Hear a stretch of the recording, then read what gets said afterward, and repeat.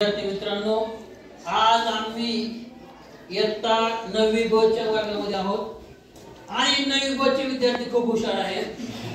आम्ही 9वी मध्ये या झोपडीत माझ्या संत तुकडोजी महाराज यांची जी कविता आहे, या कवितेला चाल लावलेली आहे। दोनच वेळा सराव घेतला आणि मुलांनी एकदम चांगल्या प्रकारे त्याचा सराव केलेला आहे आणि खूप चांगली चाल त्याला बसवलेली आहे। तीच कविता आम्ही तालास्वरामध्ये या ठिकाणी सादर करणार आहोत।